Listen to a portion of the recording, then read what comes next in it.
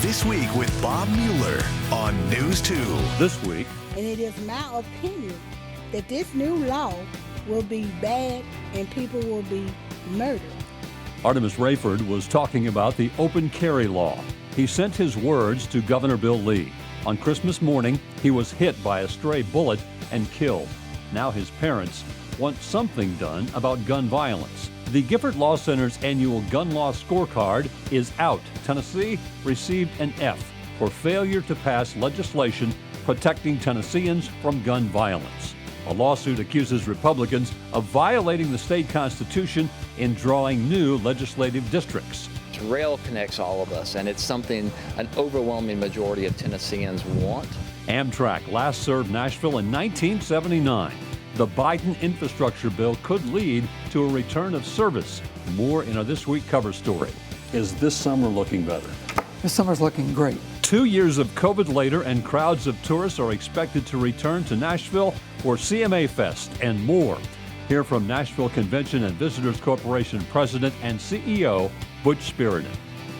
Hello again, and welcome to another edition of This Week. An Amtrak train last pulled into Nashville at Union Station back in 1979. Well, now there's a new push for new service. More in our This Week cover story. But first, growing gun violence here in Tennessee and a call for change and the other political headlines of the week. I am a sixth grader at Sherwood Middle School, and it is my opinion that this new law will be bad and people will be murdered. A 12-year-old boy's prediction came true. He was killed Christmas morning. Artemis Rayford wrote a letter to Governor Bill Lee about open carry, crime, and murder long before he was hit by a stray bullet. His grandmother says the child died in his mother's arms. He got shot. The only thing he could do is run to his mama. It took her 2 days to wash the blood off her hands. I read this letter over 2 and 3 times. Now that letter is getting new recognition at the Tennessee State Capitol. News 2's Gerald Harris was there as Artemis's family spoke with lawmakers about doing more to address the rising cost of gun violence. Artemis Rayford had Christmas morning circled on his calendar, and the middle schooler got just what he wished for, a video game system. That's all he wanted was for Christmas for his mama to get him a game, and that's what she did, and he was up playing the game. Only one up. But no one could have imagined Christmas joy would quickly turn into tragedy when Sean, as his family says he was also known by, was killed by a random bullet from an unknown vehicle. That's what he wanted for Christmas. And didn't know that was going to be the first time and the last time that he played that game. Now the family is taking their emotional plea to lawmakers. I think that this law will be a good law. Members of Sean's family are backing legislation from Memphis Representative G.A. Hardaway. One bill would create a Class C felony for reckless endangerment and authorizes courts to prohibit driver's licenses to people who are convicted. The second bill will create an offense of using force or coercion to cause a person to join a criminal gang against their will, also a felony. All designed to deter criminal gang activity, which has resulted in our communities being assaulted 24 hours a day, every day of the week. Sean's letter to Governor Bill Lee, the inspiration, a letter that he wrote during his participation in GREAT, a gang and violence prevention program about the state's new permitless carry gun law. He wrote in his opinion the new law will be bad and people will be murdered, a prediction of sort. Months later, he will be shot dead, taking his last breath in his mother's arms. Please hear my cry. My nephew was gunned down. He didn't make it, but please, with his letter, we can save the next child. A letter his family wants at the forefront of legislators' minds in Tennessee. Gerald Harris, News 2. Growing gun violence was addressed by the passage of 75 new laws in 27 states. But the Gifford Law Center's annual gun law scorecard gave Tennessee an F due to dangerously weak gun laws. In 2020, the last year for available data, 1,473 people died by firearms in Tennessee, a 16% increase in the gun death rate over the previous year. Gun homicides comprised 44% of all gun deaths in the state in 2020, a 36% jump from the year before. In 2021, the Gifford Law Center to Prevent Gun Violence said Tennessee made it harder for local police to enforce federal gun laws and repealed a law requiring a background check to carry a hidden loaded gun in public. In its place, Governor Bill Lee signed into law the open carry law, allowing anyone 21 or older to openly carry a gun without a permit or training. The first challenge to the GOP-controlled legislature's redrawing of legislative districts has been filed by 3 voters. The Tennessee Democratic Party is backing the lawsuit to block the new redistricting maps for the State House and State Senate, arguing GOP lawmakers who drew the lines did so in violation of the state constitution with a goal of keeping a firm grip on their partisan advantages. The lawsuit, filed in Davidson County Chancery Court, claims Republicans who hold supermajorities in both chambers divided more counties than needed in the House in order to establish districts with roughly equal populations and numbered the Senate districts incorrectly. The challenge does not target the high-profile U.S. House map, which divided Davidson County into 3 districts that extend well into rural and suburban areas which favor Republicans.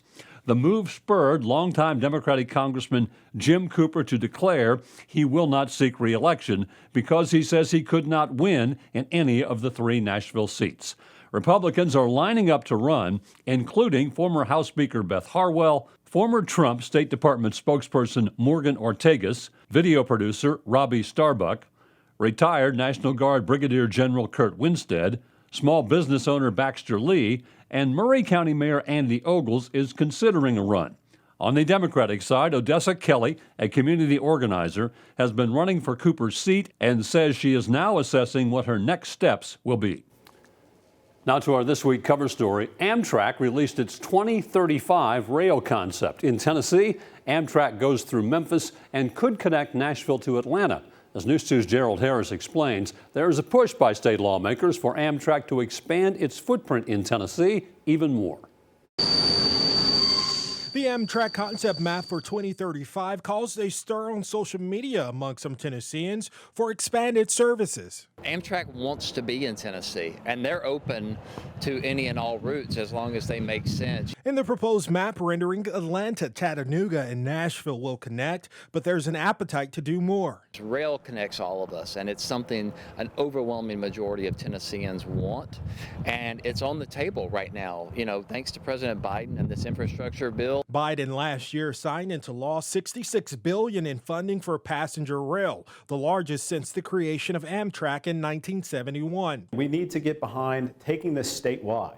I want to connect this from Knoxville all the way to Memphis, coming through Nashville, and then go north. North connecting Nashville to Louisville, Kentucky. Representative Jason Powell is introducing a bill to create the Tennessee Agency of Rail and Public Transportation to centralize the focus on trains. I think it's important for the state to have an agency that is solely focused on making sure that we have rail transportation, commuter rail transportation across the state. But existing rail companies may fight against the expansion of passenger rail. CSX is actually in my district. We need to welcome them, have them at the table, see what we can do. Lawmakers say the new rail services could be key in revitalizing rural Tennessee. Amtrak wants to be here. The federal government is putting up money. So the only thing missing is, what's the state doing? What are local governments doing? We should take yes for an answer. Gerald Harris, News 2. Welcome back to This Week. I'm pleased to be joined by Butch Spiriton. He is the president and CEO of the Nashville Visitors and Conventions Corporation since 1991. You've been holding that job for a while. Always nice to see you. One of us is getting old, me or the job. I think it's me. Not you. Welcome. Always nice to see you. You know this more than anybody. Tourism is the heartbeat of Nashville and has been for many years, thankfully. And it's took a real hit the last couple of years with COVID. We thought last summer was going to be the return. It didn't turn out to be that way. Is this summer looking better? This summer's looking great. And we snuck in July 4th last year. It worked. Which was great. Right between. We thought that was the end of it. We were wrong. We thought we had a shot. Really starting right now and moving forward, we don't see any slowdown. If anything, we think we're going to have a record year. Will we see a full CMA again in June, a full 4th of July like we had last year? Any kind of events downtown that we hadn't had in a few years? We've all been gun shy. So when we say yes, we say as long as something unexpected doesn't happen. But CMA is planning on coming back July 4th, bigger than ever. That's in my DNA. But yeah, we're gonna have a good year. Grand Prix will be back. Yeah, Grand Prix was terrific. Really great inaugural year. The industry itself, the bars, the restaurants, the employees, the venues, we lost a couple smaller ones. Can they ever get back to that 2019? Do they want to get back to that? Can they survive through this? They definitely want to get back. We're feeling like leisure business has got us almost back to 19 levels. On a lot of instances, we're doing pretty good. We're just doing it on Thursday, Friday, Saturday. Conventions right now look like they're returning in March. So, we're going to come back stronger than ever. There were a lot of new hotels that really were just getting started. They hung on. They were big name hotels, but it was been a rough couple of years for some of these. There's still 9,000 rooms in the pipeline at various stages. They all won't happen, but most will. We've opened over 3,000 during this 2-year window. So they haven't stopped, and they open and they're doing well. People love this city. One of the planned big events that I can't wait for is this Saturday, the NHL Stadium Series game, Tampa Bay and the Predators playing at Nissan Stadium. The NHL folks for the Stadium Series are blown away by the rendition. I'm assuming it's going to be sold out, 68,000 plus. But this is just another opportunity to shine the light on what Nashville can do. It's a great time of year for us, so we truly love a February event. Putting ourselves on national TV to a different audience has exponential benefits, and what a great opportunity for the city, locals to come out, cheer on your Preds. Nashville is one of 3, maybe 2 cities left in the running for the GOP convention in 2024. We talked about this in years past, and it was always kind of, these are expensive. We're not really, they don't have the hotels. We got it all now. The GOP wanted you to bid. You bid on both. Yeah. Tell me a little bit about what has to happen. This is expensive. Some money has to be raised. Is that your job, the GOP, the city, everybody's? So there is a local host committee that's been put together through the governor's former chief of staff. It's bipartisan. They understand they have to raise all the money. I often question, is it worth the cost versus the inconvenience? But it's a high-profile event. I get why they're interested in us, and you always want people to be interested in you. I always say, let it be our decision. So if we can get to that point, great. It isn't, both are inconvenience because of the security, because of the advanced prep. So those are some of the questions we have to answer. I talked to one of the gentlemen who put on the event in Cleveland in 2016, and he said their goal was not to put on a Republican convention or a Democratic convention, but to put on a bipartisan convention so that the whole city would take ownership and pride in the event, not necessarily the message. That's somebody else's issue. Is that kind of the way you look at the event coming in town? That's definitely how I look at it. It's not our place to decide who can and who can't come. And the messages are the political messages. But can we demonstrate to whoever, RNC or DNC, true political discourse? Can we have a conversation? Can we bring civility back to something? I think if any city could, it's Nashville. But also got to decide, do we want to go through that? It'll bring a whole different array of media coverage, similar to what the debates did at Belmont University. I mean, a lot of sports media has come here for different events, but this will be a whole new global, international, political set of media, and it could be some interesting challenges, some new eyeballs on this city. It would put some global eyeballs. I can only think of 3 things that do something at this level, and it's one of the political conventions, the World Cup, and Super Bowl.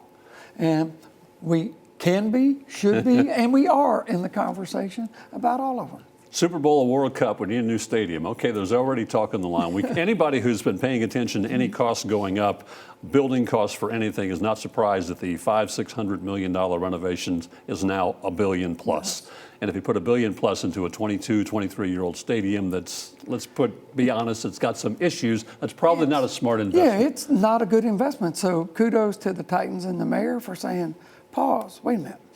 This has now hit a price point that we need to think about. Is new better so we have a longer shelf life? And where is that discussion? Are we at ground zero as to how do we build it? How do we pay for it? What's it going to look like? Where are we going to put it? Is it just a stadium, or is this a public-private venture with mixed use, hotels, all that? The long-term play is you would renovate or build a new stadium and then develop all of that land around it with housing, residential, retail, entertainment, generate revenue that doesn't exist now to help pay for the project and put money back in the city and state coffers. With the growth we've seen hotel-wise, entertainment-wise, if a new stadium is built that has a dome, retractable, is there any question that would be on the list for a Super Bowl and other huge events where maybe you need some inside coverage? Well, certainly like a Final Four or maybe college football playoff. I think we need a roof if we want to be in consideration there. World Cup and one Super Bowl, we could chase without a roof, but the quality of the stadium does matter. This is an opportunity not just for the Titans, but for the city, because with Oracle's development, River North, this whole East Bank envisioned could be dramatically different in 5 years. The riverfront could come into play, maybe a marina or something gets up, but there's all kinds of question marks and possibilities. We have a lot to think about and a lot to decide on as a city. But you're talking about property that is essentially generating no revenue for the city. So as people get concerned, this is a chance to really prime our coffers for the next 10 or 20 years if we do it right. And we got to grow, we got to jump the river. We need to activate that river, and downtown needs to grow across the river. You're well aware, too, there's discussion, serious discussion about the possibility of down the line bringing Major League Baseball to town. Is there enough site there for maybe the stadium goes there? Or, that's a long-term discussion, but also it's part of the discussion because it's a possibility. You absolutely have to keep everything on the table so you're not short-sighted and, well, why didn't we think of that? You try to think of everything. You can't do everything, but you want to think about it and make strategic decisions. Have you ever seen anything like 2019, 2020, 2021, and the resilience of this city to get through this? And the resilience of businesses to do everything they could to keep their doors open, their employees employed. Not all could do it, but they tried really hard. Couldn't be more proud of our city, our industry in particular. We took it on the chin. But everybody was creative, resourceful, cooperative. A lot of takeout got decided. Whoa, my wife and I, okay, let's call a restaurant. Let's go pick up, let's support them. We got some state money and we supported the live music clubs. We didn't just go, let's hoard it for ourselves, and let's spread the wealth, let's keep everybody Finally, we started with this as 2022 looking good. Is this the recovery year where we get to this point next year in 2023 where we'll be back to a better position? I think we're bragging a year from now about how much better we did than the rest of the country and how much quicker we recovered. So I'm bullish on that. Butch Beard, President and CEO of the Nashville Convention and Visitors Corporation. Always good to talk to you, sir. Always good to see you. Stay with us. This Week continues in a moment. Welcome back to This Week. Governor Bill Lee unveiled details of his plan to rewrite how Tennessee funds public schools. It will involve $9 billion over the next several years, giving each student a specific dollar amount of funding. That's if the bill is passed. News 2's Gerald Harris has a closer look. After months of no public plan to rewrite Tennessee's 30-year-old school funding formula known as the Basic Education Program, Governor Lee is now revealing how your tax dollars will be used to fund schools in a new way. We need to invest more in our public schools in our state, but we don't need to invest in a bulky, out-of-date funding formula. With a combination of base funding, student-specific weights, direct funding, and outcome spending. Here's how Lee's education proposal works. Let's take a look at an example of elementary school students provided by the Department of Education. Student 1 will receive a base funding amount of $6,860 with added funds for unique learning needs and a grade-specific K through 3rd payment of $500 for literacy. Student 2 has more weights, including poverty status, size, and unique learning needs, which would mean more funding for the child to take wherever. They deserve funding that fits every student's individual needs and circumstances, and this formula is designed to do just that. Democrats previously proposed adding $1 billion to education funding years ago and say with just weeks left in the legislative session, the governor should slow down. But before we start going down a path of really trying to do something that could be really unsettling to public education around the state, we should be very careful, very thoughtful, and I'm not sure that we can do that in the next 3 weeks when no one in this building has had a chance to talk to anybody in their districts about this plan yet. The new formula does provide extra funding for charter schools and brings some charter school funding left out of the BEP into Governor Lee's education formula. But charters and whether traditional schools will suffer funding loss was not a topic Lee wanted to dive into. It's most important to remember that public schools are charter schools are public schools. Thank you. Many arguing that's not true. Charters are publicly funded but have more flexibility than traditional public schools. Gerald Harris, News 2. Stay with us. This Week continues in a moment.